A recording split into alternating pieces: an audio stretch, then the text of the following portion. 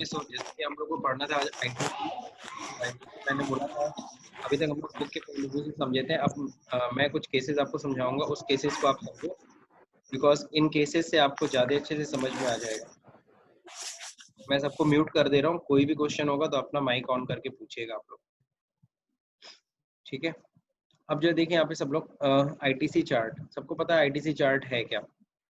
ITC chart में अगर आप लोग देख रहे होंगे, ठीक है, तो यहाँ पे आउटपुट टैक्स लायबिलिटी होती है, इनपुट टैक्स। आपको पता है आउटपुट को हम लोग क्या बोलते हैं, लायबिलिटी, और इनपुट को क्या बोलते हैं हम लोग, एसेट्स।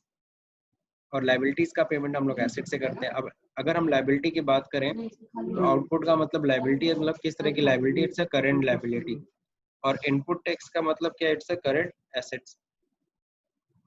अब आउटपुट टैक्स में आपको पता है जो भी जीएसटी का कंपोनेंट्स है, 3 कंपोनेंट्स है, CGST, SGST, IGST.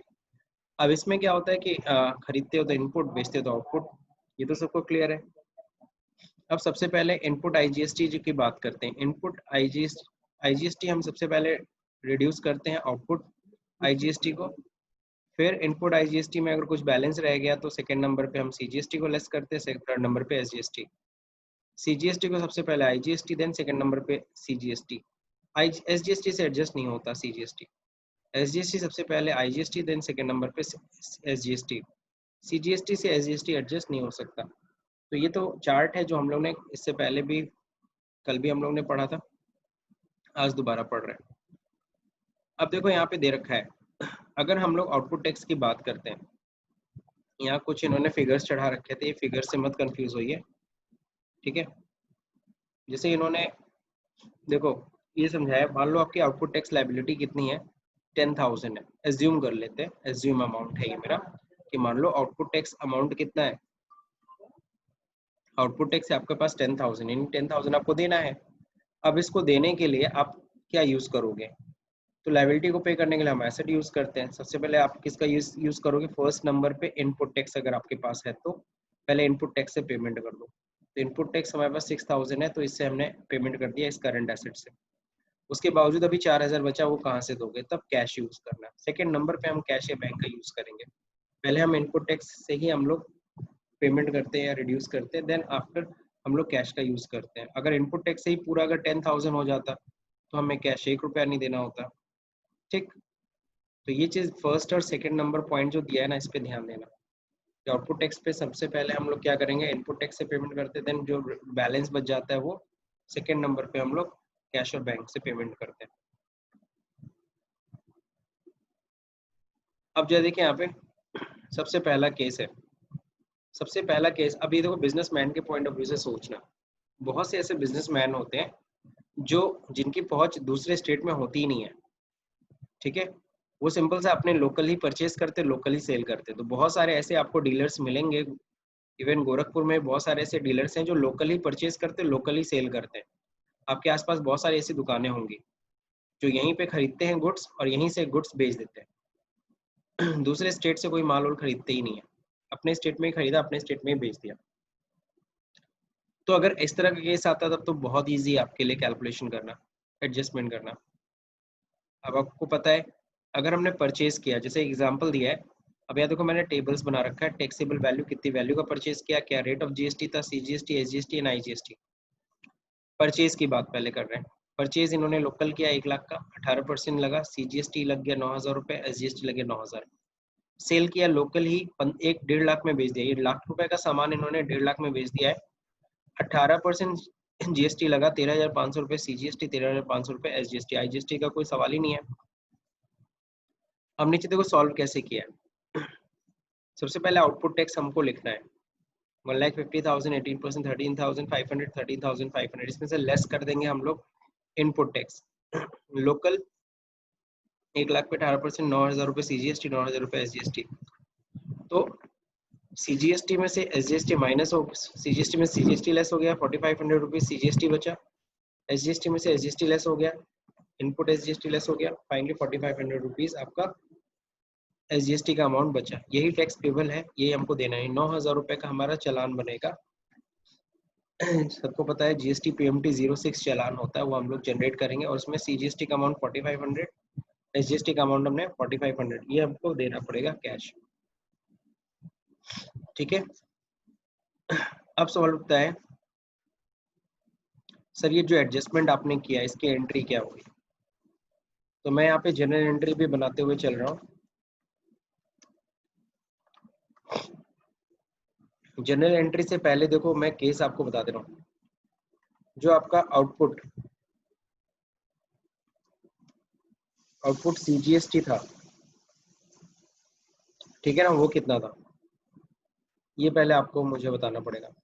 Output CGST का अमाउंट जो था, अगर आप ध्यान से देख रहे होगे, वो कितना था 13,500।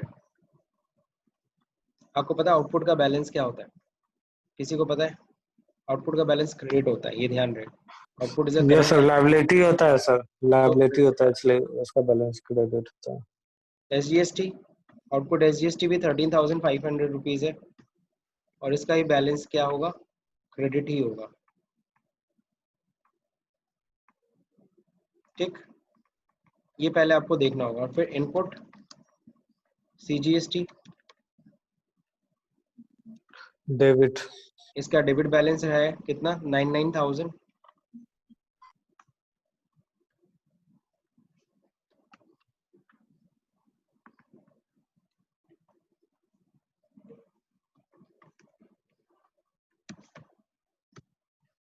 एसजीएसटी 9,000, डेबिट बैलेंस, ये पोजीशन है।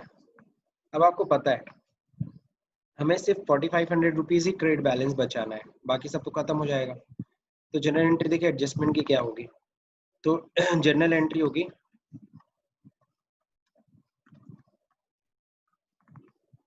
एडजस्टमेंट की जनरल एंट्री देखो क्या होती है। यहाँ पे जाहिर सी बात है आउटपुट को भी खत्म करना है, लेकिन कितने से आउटपुट खत्म होगा? सिर्फ 9,000 से आउटपुट खत्म होगा। आउटपुट क्रेडिट है उसको डेबिट कर दो, और जो डेबिट है उसको क्रेडिट कर दो।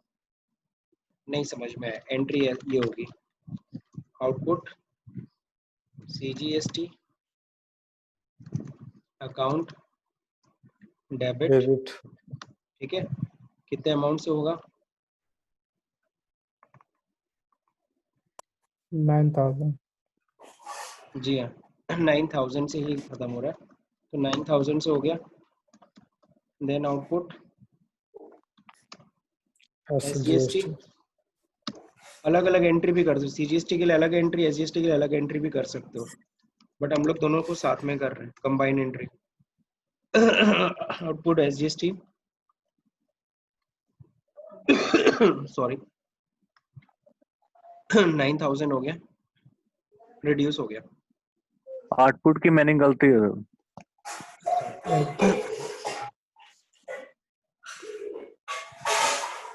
अब यहाँ पे हो जाएगा 2 इनपुट, इनपुट सीजीएसटी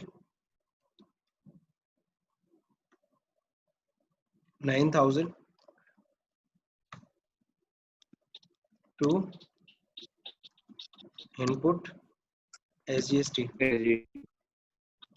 9,000, बस हो गया एडजस्टमेंट। तो ये इनपुट को देखो, जो डेबिट था उसको मैंने क्रेडिट कर दिया, तब ये दोनों बैलेंस क्या हो गया? ये नील हो गया। ठीक है, यहाँ पे बैलेंस शो कर दे रहा हूँ।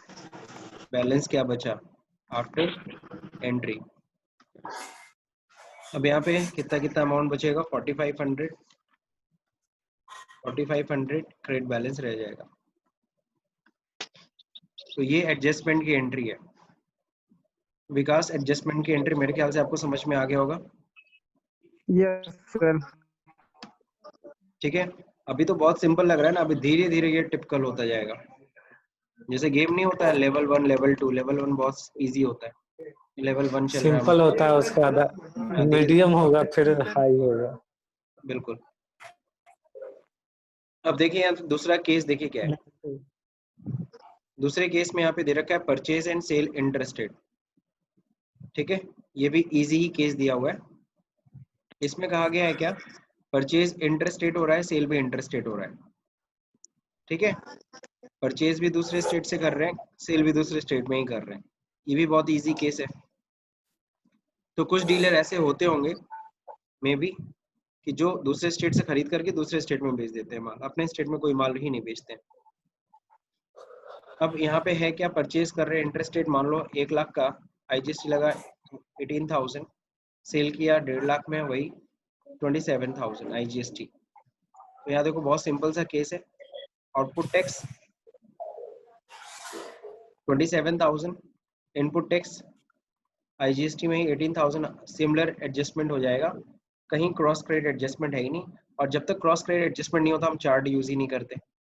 देन 9,000 हमें टैक्स देना है गवर्नमेंट को, ठीक। अब यहाँ पे हम लोग देख लेते हैं पोजीशन क्या है।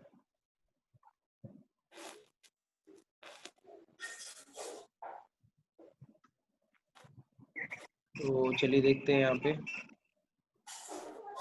सॉरी,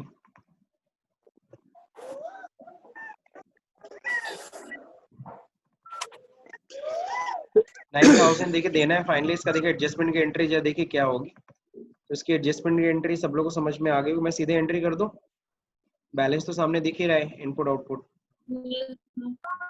एडजस्टमेंट एंट्री होगी output IGST, debit to input IGST, IGST account क्या हो जाएगा, डेबिट हो जाएगा, ठीक है। सर टू क्या हो जाएगा, इनपुट इनपुट आईजीएसटी। आईजीएसटी। हाँ बोलिए। सर थोड़ा ये समझा दीजिए हम। हाँ बोलो,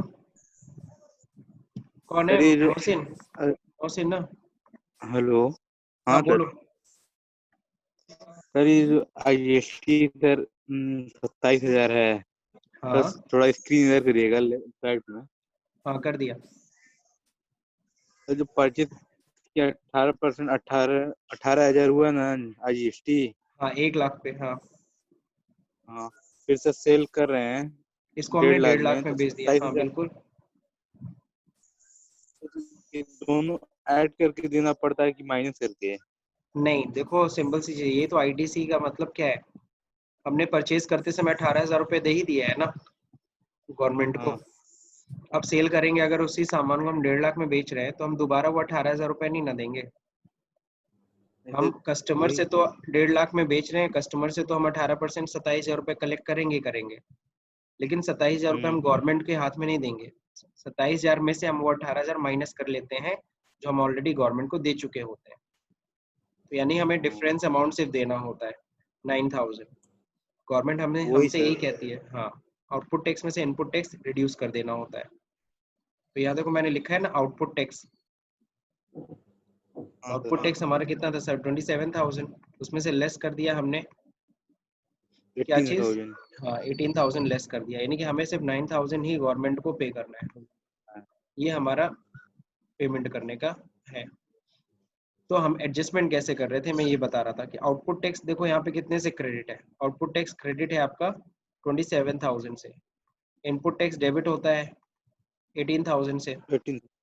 हाँ तो हमने आउटपुट टैक्स को डेबिट कर दिया, रिड्यूस कर दिया कितने से, 18,000 से, इनपुट टैक्स को क्रेडिट कर दिया कितने से, 18,000 से। तो ये एडजस्टमेंट की एंट्री हो गई। इस एडजस्टमेंट की एंट्री के बाद आपका आउटपुट बचा कितना, सिर्फ 9,000। और जब हम उसको गवर्नमेंट को देते, मैं इवन गवर्नमेंट को पेमेंट करने की एंट्री भी बता देता हूँ, आउटपुट आईजीएसटी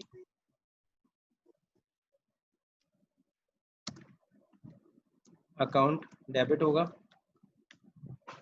कितने से डेबिट होगा बताओ, 9,000 से। हाँ 9,000 से। और टू बैंक अकाउंट सबको पता है बैंक से ही पेमेंट करेंगे, हाँ सर। ठीक है। तो ये रहा एंट्री कंप्लीट। तो गवर्नमेंट से पेमेंट जब 9,000। पेमेंट कर दोगे तो ये एंट्री होगी। तो ये एडजस्टमेंट की एंट्री होती है। और याद होगा सबको टैली में, अगर आप लोगों ने पढ़ा होगा तो ये एंट्री हम लोग किस में करते थे, जर्नल में करते थे, है ना। वहाँ पे पता नहीं क्या अभी एल्ट तो ए दबाते थे, एल्ट ए शायद दबाते थे या कुछ करते थे, yes sir, sorry Alt S दबाते थे, स्टैट्यूटरी एडजस्टमेंट। अल्ट एस के साथ। सर हाँ बोलिए। अफसोस आया, उसको पूछिए कहाँ था इतना दिन। वो ऐसे ही सब लोग कहते नहीं है, कुछ लोग खाना बदोश टाइप के होते हैं, आराम से घूमते रहते हैं, जहाँ मन करे वहाँ बस जाते हैं। सर रिचार्ज खत्म हो गया था। रिचार्ज खत्म हो गया था, चलिए कोई नहीं, अब रेगुलर सर रहिएगा, पापा ठीक है। आप रेगुलर रहिएगा। ओके, केस 3 है ये। केस 3 स्टडी करने से पहले हम लोग डिस्कनेक्ट होने वाले हैं, 1 मिनट रह गया, तो डिस्कनेक्ट हो ही लेते हैं और फिर से कनेक्ट कर लेते हैं ताकि ये बाकी के एग्जाम्पल हम लोग स्टडी कर सकें। ठीक है।